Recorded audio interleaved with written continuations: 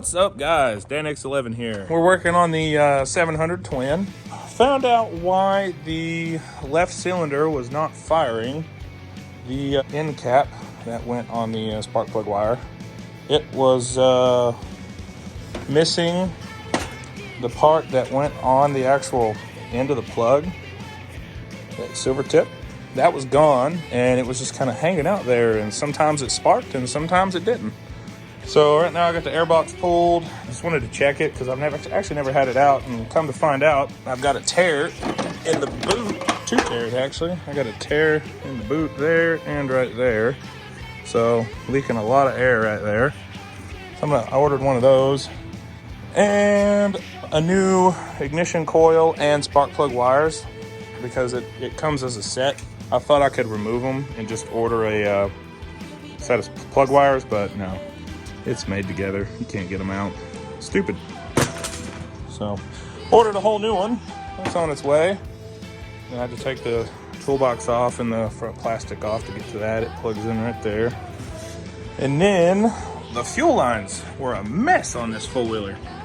Come to find out, I don't know if you can see them right there. They're shielded, but and there's the fuel pump. Notice the new line.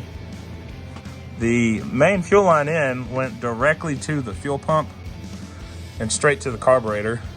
No fuel filter and no petcock.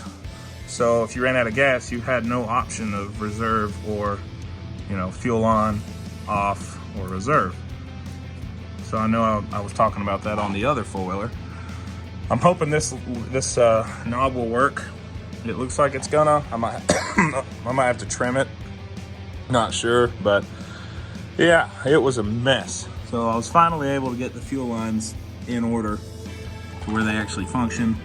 So I got the nice new one. It goes back in behind there, and then we got the two supply lines right there. Come up forward is fuel on, and backward is fuel reserve, and then up is fuel off. So we're gonna try that out. So do the ignition coil, spark plugs, and wires. It's been running good if you held the spark plug wire to the spark plug. It'd run on both cylinders. And the way I found that out is I was on the mountain about 5 miles deep in the woods and lost all spark on cylinder one. So that was not fun. But I was able to get home, had a good time. So we're gonna get it fixed. So yeah. So I'm gonna wait on the parts to come in the mail. For you, it's gonna be instant. And as soon as they come, we'll get to putting everything in. And new parts are here, and I'm gonna have them laid out on that cart in 3, 2, 1. New parts. Sorry if it's loud, it's raining out, and it's a metal roof. But yeah, we got the new boot for the airbox into the carburetor, which is going to be horrible to put on, but we can do it. The new spark plug coil, you can see they're made into it. And 2 new spark plugs. Yeah, that's nice. First thing I'm going to do, I'm work on getting the boot installed into the airbox. So, we'll look at what we got to do that. To take the air filter off and try to slide it out. So let me get it set up right here real quick. All right, so we're gonna use a 9/32 socket. I'm gonna loosen the clamp, and the filter should just come right out. And there it is. Grab our clamp, set that over to the side for now. So it looks like all I gotta do is push it in. So, yes. So the bigger side, so I need to try to push the smaller side in. Not sure how well that's gonna go, but I'm gonna try it. And I gotta get it angled the same way. So that way, like that. So I'm gonna try this real quick. So that was actually not too bad. It's got a notch where it lines up inside and out, and you just kind of squish it and it just slides in. So I'm gonna go ahead and stick the air filter back in here. Put our clamp on, one-handed, and a pain in the butt. Now, whether or not I can get this to slide on one-handed is going to be another thing. Hey, that's good enough. So we'll tighten it back up. Just snug it. I mean, it's basically rubber on rubber, so it doesn't have to be crazy tight. But, you know, you want it enough where it's not like flopping around. So it's just nice and snug. No more cracks. You can see the difference here. Totally busted. Could suck all kinds of dirt and debris into the carburetor and down into the engine. So I'm going to go ahead and slide this back down into the bike here, which is not too hard. You just got to put your crankcase breather right here and get that on the carburetor, and it just sits down in there. And then there's 2 bolt holes, and I got my bolts right there. So I'm going to do that real quick. Got her slid back down in there. Got the cover on. Had to find a bolt. One of mine was missing over here. Found one though, because we keep random bolts and stuff. So covers it on. Everything's good to go with the air box now. So now we're going to move on to spark plugs and the solenoid. So this bolts up right up inside here behind this junk. Goes right there. And I gotta plug it in. I don't remember if it's this plug or that plug, but I guess we'll find out. So I got her mounted in there. I found the plug. It goes right here. This other plug down here goes to this thing sealed in a bag. Not sure what it does. So you gotta take your ends off to run them through the holes because they're so small. The plugs won't fit through them, but they just unscrew. They got threads inside there. So if you just unscrew it, it'll come right out. So I'm just gonna go by the side they're on. I'm gonna put the left side on the left and the right side on the right, and we'll just hope that works. So I'm gonna get these wires routed down in here real quick, and then I'll stick them on the spark plugs, and we'll try and, well, I gotta put some gas in it because I also redid the messy fuel line, which was a crap show. So let me try and get these plug wires where they need to go real quick. So yeah, these plugs have definitely been in here for a minute. I mean, horrible. Absolutely terrible. Yeah. So, throw these new boys in here real quick. No, that's for this side. I got the, one of the plug wires ran. I couldn't get that plug out. It had a bunch of dirt in it. I had to blow it out with the air hose and pick at all the dirt down inside there. So I checked the gap on them, and it's fairly close to the stock gap, so I'm probably not gonna mess with it, but I know one thing for sure.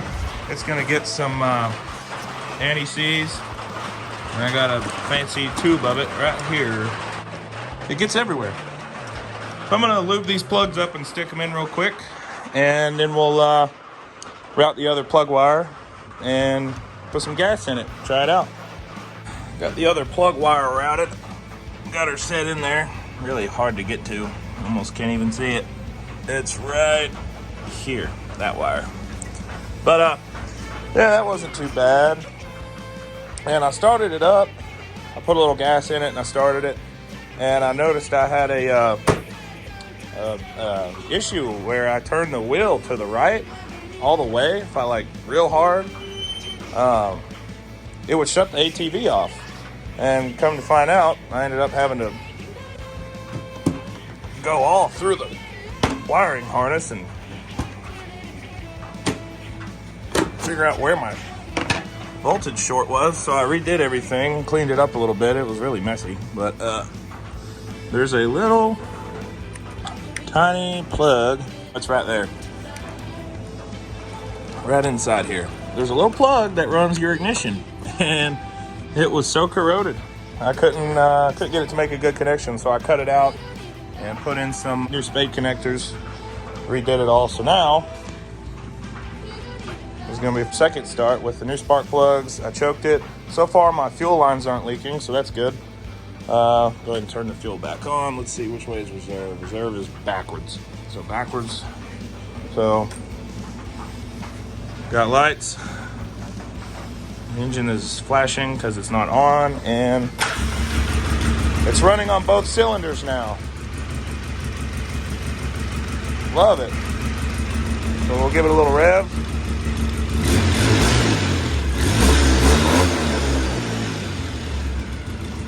Very healthy. And now, it doesn't turn off. So that's good. So we got our new airbox boot and fresh spark plugs, fresh plug wires, new ignition coil. Check the radiator fluid. It is topped off, so it's good. And I already did an oil change, front diff change, transmission fluid change, and rear diff fluid change. Front CV axles, front drive shaft, rear CV axles, rear drive shaft.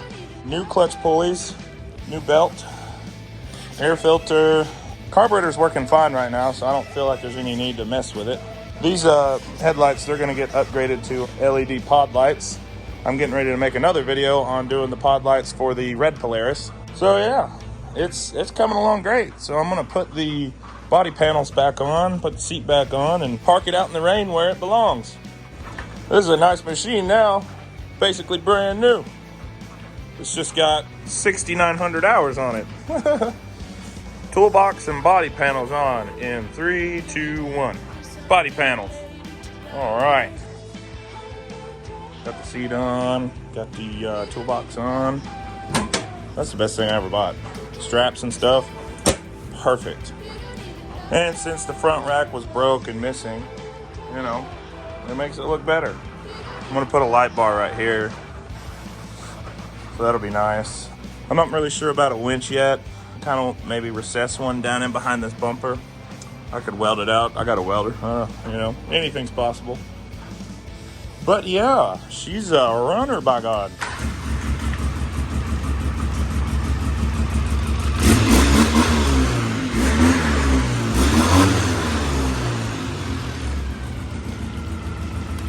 Sounds so much better.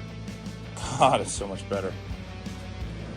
So, the 700 is back, baby. Well, next video is going to be putting the pod lights in place of the front headlights on the red one, because can't find bulbs for them because it's a 98 model. So I'm going to pull this out and we'll start on the red Polaris. See you in the next one.